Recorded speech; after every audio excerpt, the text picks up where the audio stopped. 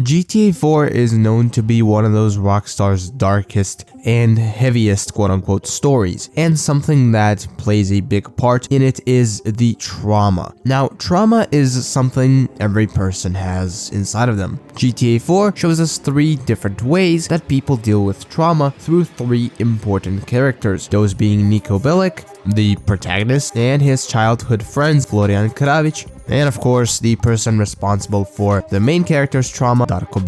And today we will explore and analyze how these 3 represent different ways that a person can deal with trauma, starting with Niko, who has been haunted by his trauma for roughly a decade and could never up until the end of the game truly move on from what happened to his friends, and that completely broke the main character. In a conversation with Packy McCreary during a hangout, Niko, while not really confirming it outright, implies that he has nightmares constantly, and here's where I'll speculate a little bit that he likely has dreams of the day he lost his friends. He also implies a few times that that very day is the day that all of the good in him died, describing what he had to do weeks after the tragedy to find out who survived as something the old him could have never done. After that, he swore he would find the traitor and make him pay for what he did. This is also what led to him never actually being able to properly start a new chapter in life, as it was always somewhere in his mind. To sum up, Niko chose to deal with the trauma by pursuing revenge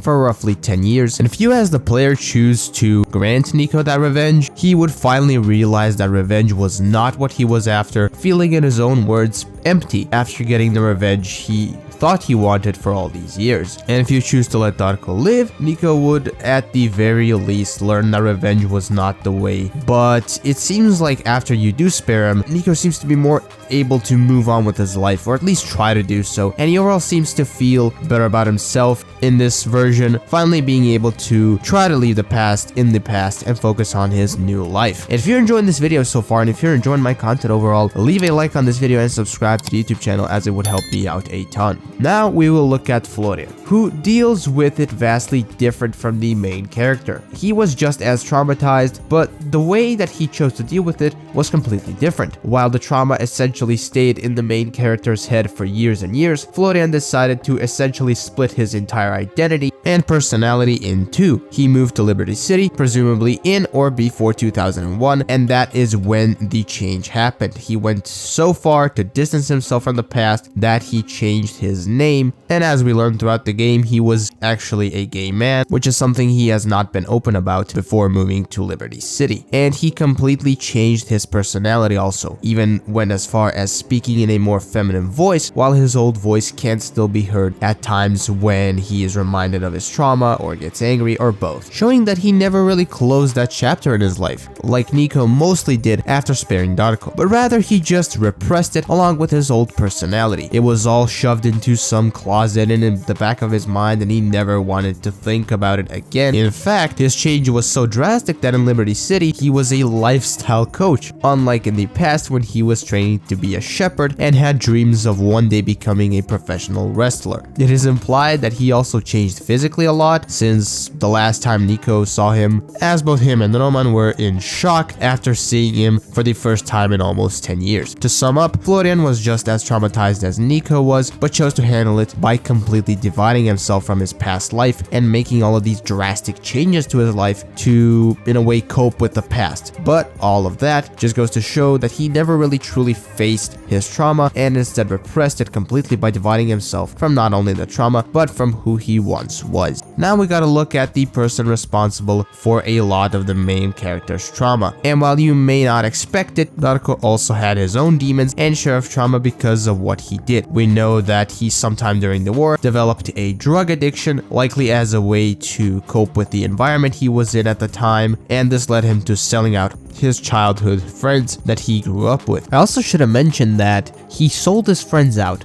for no more than $1,000.